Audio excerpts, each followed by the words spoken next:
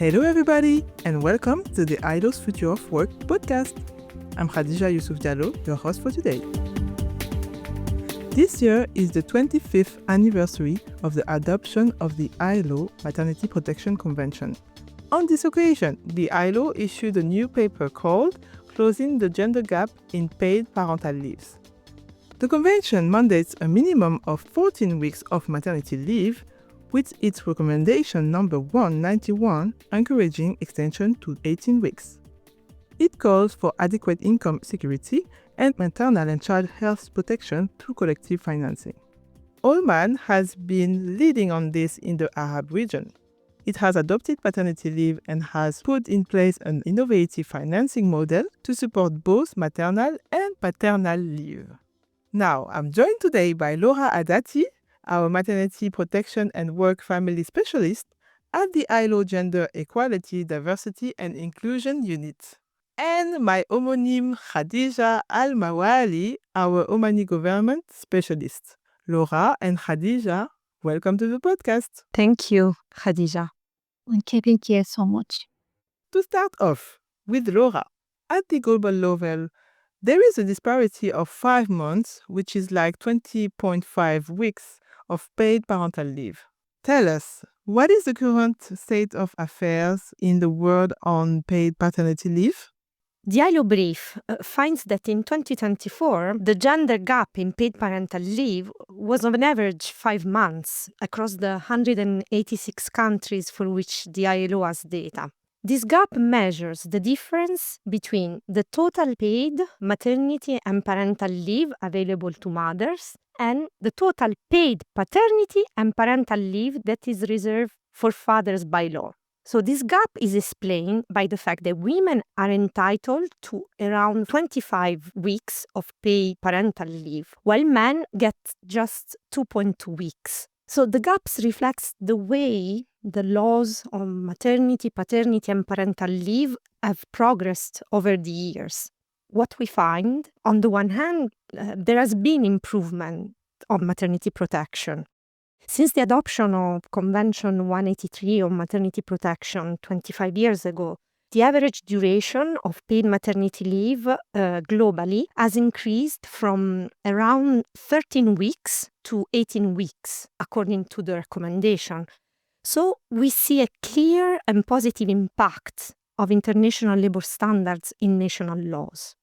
But so far, only 44 countries have ratified the convention, and many still fall short of these minimum standards in both law and practice. For instance, some categories of workers are often excluded, for instance, self-employed, migrant, domestic workers, and workers in informal economy. And this leaves almost 650 million women without adequate maternity protection globally. So ratifying and implementing Convention 183 is essential. Then when we look at paternity leave, we also find progress, but this progress has been much slower. Today, 121 countries recognize the right to paternity leave, and 105 make it paid. Think that only in the last 10 years, 37 countries have introduced paternity leave, which is a very important progress. However, its duration remains too low, and on average is only 10 days of paternity leave. Often also is too low paid or optional, while maternity leave is compulsory, and this discourages fathers from using it. So all countries face challenges, but with the right policy design and also smart investments, as the policy brief shows, it's possible to ensure that every mother and father has access to parental protection. Thank you so much, Laura. And I think now we would like to understand a little bit more on the context of a more regional level with the Middle East or North Africa. Could you walk us through the state of affairs on paternity leave there? At regional level, when we compare the situation of parental leave entitlements for mothers and fathers, the gender gap in paid parental leave reveals 3 main situations. countries that display very large gender gaps that are usually driven by a lack of recognition of fathers' individual rights to paternity and parental leave. For instance, this is the case in regions such as Europe and Central Asia, where the average gender gap is over 15 months. In this region, both mothers and fathers receive long and generous paid parental leave, and these are also the countries where fathers get the longest paid parental leave, on average 18 weeks. However, the entitlements remain unbalanced, and this is due often to very long parental leaves only for mothers. So this results in perpetuating traditional roles around caregiving and also disadvantages women in the labor market. Then we have a second group of countries where they display a short gender gap. But this is explained by limited entitlements for both parents. And this is the case for the Arab States region. The ILO has data for 11 countries. And here the gender gap in paid parental leave is the shortest in the world, 11 weeks.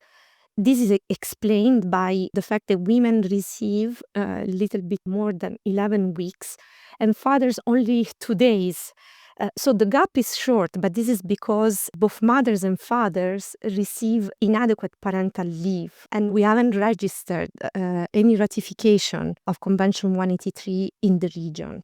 But on the positive side, we have the experience of Oman, which has expanded maternity leave. We will hear about that, also introduced paternity leave. And I think one important design feature of these reforms is that they are funded through compulsory social insurance, which is essential for all leave policies to prevent unfair treatment against parents. And finally, we have a third category of countries that have provided leave policies to support equality between women and men in caregiving, but also work. And what they do, they reserve a substantial portion of leave for fathers and also guarantee adequate maternity and parental leave to mothers, which is essential, of course, to protect women's role in maternity, childbirth, and protect also the health of children. So these countries really have almost closed the parental leave gap. Some have completely closed it, like Spain. And this happens because they provide equal and individual non-transferable rights to both parents. And these countries include, for instance, Belgium, France, Japan, Portugal, and the Republic of Korea.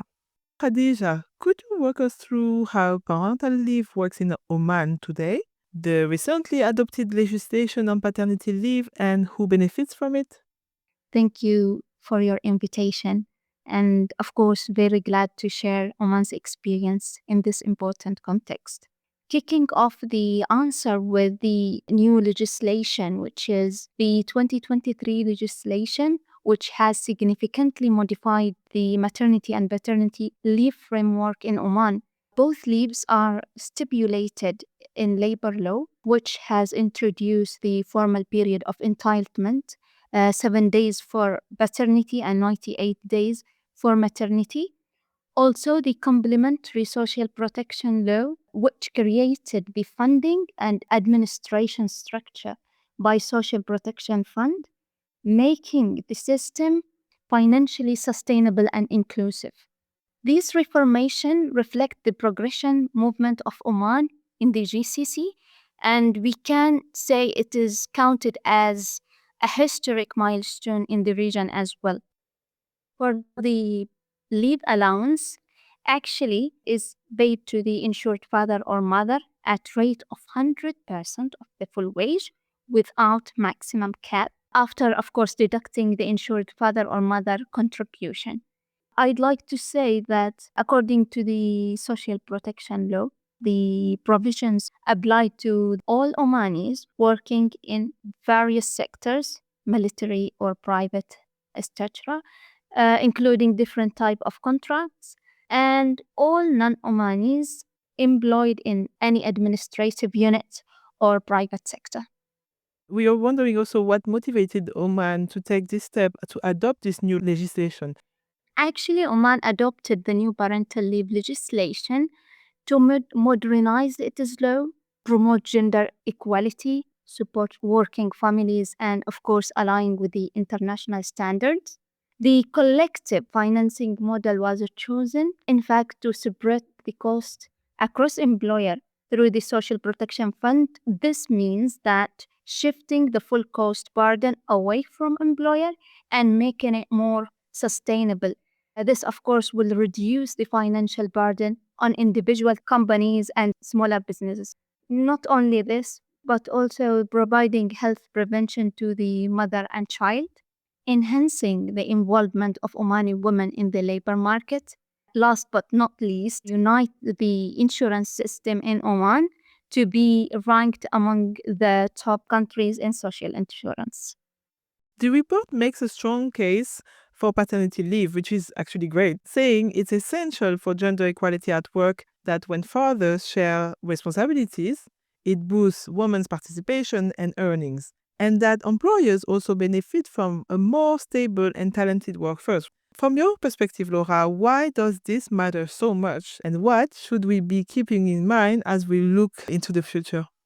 Globally, women perform 3 times more unpaid care work per day than men. And this inequality, as you said, Khadija, at home, translates into inequalities for women in labor force, wages, and career progression. This is why last June, the ILO adopted the resolution concerning decent work and the care economy, which calls member states to rebalance paid and unpaid work between men and women, promote women economic inclusion and autonomy beyond care, and challenge social norms and gender stereotypes around caregiving roles. So parental leave policies need to be designed with this objective in mind. They need to be adequately paid, parent-specific, as we said, and funded through social protection, as the case of Oman, and need also to be grounded in social dialogue, workers' and employers' voice included with governments. This is important because we see that when fathers have access to well-paid and non-transferable leave and also receive the support they need for this caregiving role, especially at work where there is still stigma around men taking leave, fathers are more likely to take paternity and parental leave. And as you said, this has a ripple effect on women outcomes in the labor force. The so-called maternity pay penalty is reduced, and also family benefit from great financial stabilities if both parents can work. And fathers win too, because they gain caregiving skills, closer bonds with their children. And children too are healthier and display better development when they're young, but also later in life when fathers are involved. And these changes shifts social norm around caregiving roles. And as you rightly said, employers benefit too, because when leave entitlements are predictable and financed collectively, like in the case of Oman, companies can plan better, can retain staff, attract new talent. And this is especially the case for micro, small, and medium-sized enterprises, which face more challenges. For instance, we see in the case of Spain that has equalized at 16 weeks for each parent, parental leave. Fathers' uptake has increased, and this has normalized their caregiving role, but also created more balanced workplaces. And looking at the bigger picture, Khadija, how are these policies shaping life in Oman? The impact of maternity and paternity leave can be observed in different levels, at the levels of individual, employers, the society, and Oman entirely. Actually, one of the impacts is paid maternity leave or paternity leave improves the caregiving and sharing the responsibilities between the mother and father. And this, of course, will affect the society by strengthening the bonding between the families. Also, introduction of paid paternity leave encourages fathers to be involved in the society. Equal benefits for Omani and non-Omani workers, which reduce inequalities. Also, there are effects on employer, such as social protection fund separate costs, so easing financial burden on employers. Also, policies promote gender inclusive workplace culture. As we know, like smaller businesses may face challenges with added cost and administration. So having the maternity or paternity leave for all sectors and companies will help and ease the businesses. Oman sets a regional benchmark with progressive social insurance reforms, boosting productivity. Maternity leave and paternity leave policies often lead to increased employee loyalty. Also, encouraging investment, as a gender equal, family friendly, and labor market is attractive to international investors and businesses looking to operate in a region where employees' rights and welfare are prioritized. And that, listeners, will be all for today's episode. Thank you very much, Khadija Al Mawali and Laura Addati, for joining us today and for sharing these insights. It's clear listening to both of you that the overall discussion on paternal leave is not over yet. More needs to be done to achieve the convention goals, such as fairer distribution of paid paternity leave worldwide, which will benefit fathers, mothers, and governments. This requires further action on a political level and also on a grassroots level. But thanks to the Omani's experience and also what Laura has shared with us, I think we have some good practices for everybody. Thank you also to our listeners. You can also get updates on the ILO's work by following our social media channels on Facebook, LinkedIn, TikTok, and X at ILO, and at ILO.org on Instagram. Until next time, for another episode of the Future of Work podcast. Goodbye!